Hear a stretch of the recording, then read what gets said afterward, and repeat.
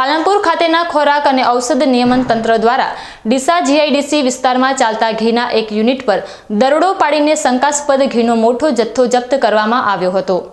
તંત્રની આ સંયુક્ત કાર્યવાહીથી નકલી અને ભેળસેળયુક્ત ખાદ્ય પદાર્થો બનાવતા તત્વોમાં ફફડાટ વ્યાપી ગયો છે। ખોરાક અને ઔષધ નિયમન તંત્ર પાલનપુરની ઇન્ચાર્જ ડેઝિગ્નેટેડ ઓફિસર શ્રીમતી એચ.વી. ગુર્જરીની આગેવાની હેઠળ ફૂડ સેફ્ટી ઓફિસર કે ચૌધરી અને E.S. પટેલની ટીમે ડીસાના જીઆઈડીસી ખાતે આવેલી બહુચર ડેરી પ્રોડક્ટ્સ નામની પેઢી પર ઓચિંતી રેડ પાડી હતી। તપાસ દરમિયાન પેઢીના માલિક શંકાસ્પદ ગુણવત્તાવાળા ઘીનું ઉત્પાદન અને વેચાણ કરતા હોવાનું માલુમ પડ્યું હતું। આ ગંભીર બેદરકારીને પગલે food safety officer E.H. Patel દ્વારા તાત્કાલિક કાર્યવાહી હાથ ધરવામાં આવી હતી। તંત્રની ટીમે સ્થળ પરથી કુલ 734 કિલોગ્રામ ઘીનો જથ્થો જપ્ત કર્યો છે, જેની બજાર કિંમત આશરે ₹4,15,933 જેટલી આંકવામાં આવી છે। આ જથ્થો શંકાસ્પદ જણાતા તેને જપ્ત કરીને વેચાણ અટકાવી દેવામાં આવ્યું છે।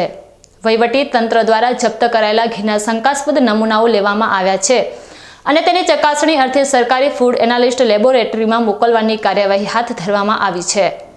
આ નમૂનાઓનો રિપોર્ટ આવ્યા બાદ ઘીમાં ભેળસેળ છે કે કેમ તે સ્પષ્ટ થશે। ખોરાક અને ઔષધ નિયમન તંત્ર દ્વારા આ ગંભીર ઘટનામાં જવાબદારો સામે food safety and standard act 2006 હેઠળ કાયદેસરની આગામી કાર્યવાહી કરવાની પ્રક્રિયા શરૂ કરી દેવામાં આવી છે।